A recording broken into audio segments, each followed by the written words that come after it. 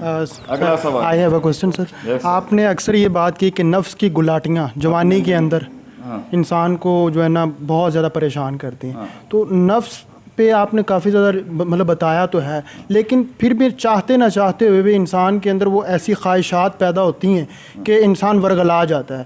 تو اس پہ کوئی ایک ایسی ٹپ جس کی بنیاد پہ ہم اپنے نفس کو چند منٹ کے لیے چند مطلب زیادہ دیر تک اپنے آپ کو موٹیویٹ رکھ سکیں. دیکھیں سب سے بڑی بات یہ ہے کہ ایک لیول کے اوپر ان نفس لامارۃ بالسوء میم پر تشدید لگی ہوئی ہے، اور امر کا اوپر والا بڑا سیگا ہے یہ امارۃ بالسوء، یعنی چھوٹا موٹا نفس انسان کو نہیں ورگلاتا، بڑا ورگلاتا ہے.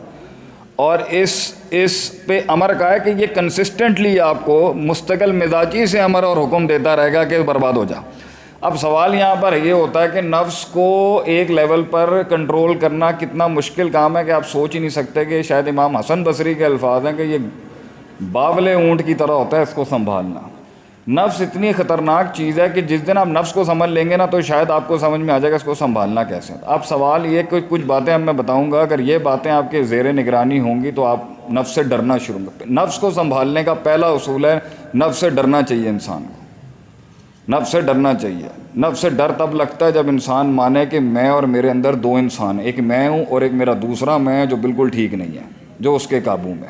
جب آپ دو سمجھیں گے نا اپنے آپ کو اور جنگ چلتی رہے گی تو آپ مانیں گے کہ جی ایک پٹھا وہ ہے جو مجھے برباد کرنے کے لیے بنا ہے اور ایک پٹھا میں ہوں جو ابھی بالکل کچھ نہیں آتا اس کو. تو نفس جو ہے وہ کمزور پٹھا جو ہوگا اس کو کھا جائے گا. دوسرا، نفس کے پاس 5-6 بڑی بندوقیں ہیں جس کے ساتھ وہ ٹکنے نہیں دے گا آپ کو شک شبہات میں ہی مار دے گا وہ. نمبر 1، نفس کے پاس جذبات کی بہت بڑا اسلحہ ہے. جس دن آپ نفس کو حق کی بات، سچ، اچھی بات کرنے کی کوشش کریں گے، نفس آپ کے جذبات میں سے کبھی غصے کو، کبھی امید کو، کبھی محبت کو، کبھی عشق کو، کبھی نفرت کو وہاں سے اس کو ٹریگر کرے گا اور فوراً آپ کا موڈ ادھر کر کے نا حق سے ہٹا دے گا آپ کو. یہ نہیں ملے گا تو نفس کے پاس ایک اور چیز بھی ہوتی ہے اندر، اس کے پاس کچھ خیالی پلاؤ ماضی کی یادیں بھی ہوتی ہیں. تو وہ ماضی کے عشق اٹھا کے، ماضی کے پاگل پن اور ماضی کی بے وقوفیاں اٹھا کے نہ لے کے آ جائے گا اور بلائیں ڈبے سے نکل کے پھر تنگ کریں گی، بندہ پھر حق سے ہٹ جائے گا.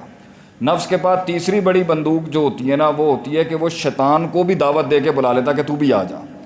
ٹھیک ہے، ایک تو ہے نا وَلَقَدْ خَلَقْنَا الْإِنسَانَ وَنَعْلَمُ مَا تُوَسْوِسُ بِهِ نَفْسُهُ. ایک ہے الذی یوسوس فی صدور الناس. نفس کو آپ نے آج کہا کہ بھائی تو نے 10 کلو وزن کم کرنا ہے. نفس کو آپ نے کہا جی میں نے 5 نمازیں پڑھنی ہیں. نفس کو آپ نے کہا تو نے محنت کر کے اسکول کالج جا کے پڑھ کے ایک مقام بنانا ہے. نفس ڈھیلا، ماٹھا، بےہودہ، بد تہذیب، بے ڈھنگا، کاہل قسم کا وہ اس دن کیا کرے گا؟ شیطان کو کہے گا کہ آج تو میں تھوڑا سا دروازہ کھولدا پیا، تو اندر آ، تو ایک وسوسہ دے، میں انہوں تھوڑا اور پاورفل کر دوں گا.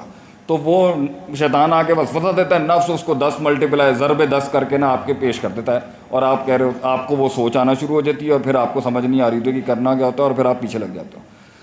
چوتھی بڑی بندوق نفس کے پاس یہ ہوتی ہے کہ جو الہام ہوتا ہے نا فَأَلْهَمَهَا فُجُورَهَا وَتَقْوَاهَا، جو اللہ تعالیٰ کا انسان کے سینے کے اوپر ایک علمی مس جسے ہم کہتے ہیں، علمی ٹچ ہوتا ہے کہ انسان کو ایک فیلنگ آ جاتی ہے، احساس آ جاتا ہے کہ یار اے ٹھیک نہیں ہو رہا، اے بھی نہیں ٹھیک ہو رہا تو اے بھی نہیں ٹھیک ہو رہا.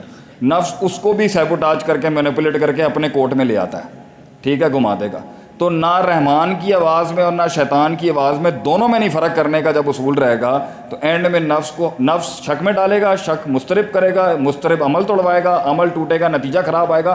نفس فوراً باہر سے جا کے ابلیس کو کہے گا، دوسرے کے جن کو جا کے بول کہ اس کو انسانی شکل میں آ کے بولے کہ یہ جو تم کام کر رہے ہو نا یہ بالکل غلط ہے.